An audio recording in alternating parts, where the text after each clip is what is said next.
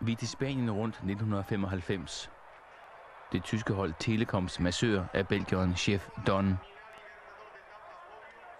Han er en af de mest rutinerede massører i professionel landevejscykling.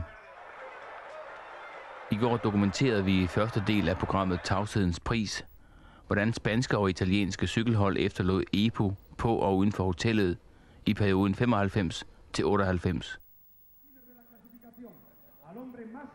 Centralt i dette dopingmisbrug står et antal massører, der i mange år har arbejdet i professionel cykling. I denne udsendelse vil vi sætte yderligere fokus på massørens rolle. Vi har en mistanke om, at Telekom-massør Chef Don gemmer dopingaffald på værelset.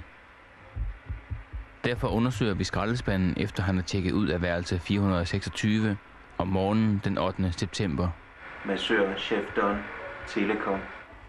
I skraldespanden finder vi 3 brugte sprøjter, derudover en ampul med det livsfarlige dopingstof synakten. Synakten er et hormon, der fjerner træthedsfornemmelsen. Der er risiko for blodprop og adfærdsforstyrrelser ved misbrug af stoffet. På den sidste ampul mangler mærkaten, men der sidder stadig rester af papir omkring glasset. Vi bringer ampullen til undersøgelse på Medicinsk Laboratorium i København. 3 år efter ampullen blev fundet i Spanien, er det muligt for laboratoriet at bestemme indholdet.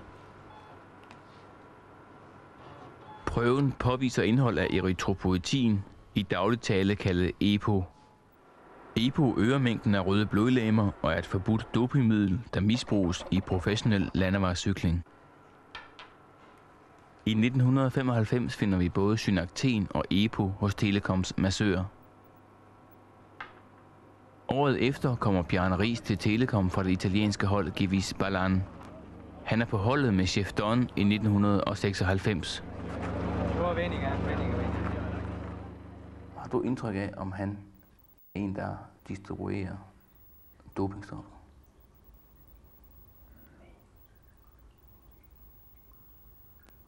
Han styrede vores, på Telekom, der styrede han, skal vi sige, den medicinske kuffert, når lægerne ikke var med. Det vil sige, han sørgede for, han var altid den, der var på, som regel på hotellet, ikke, når vi kom tilbage.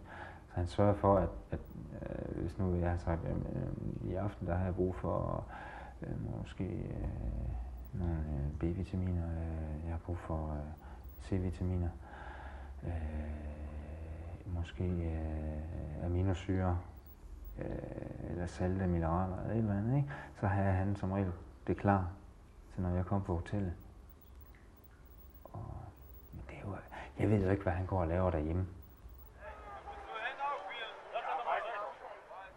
Hvad er din kommentar til, at i 1995, da du ikke var på holdet, at der blev der fundet EPO og synakten hos Chef Don? Det er ligesom før, jeg har ikke nogen kommentar til det.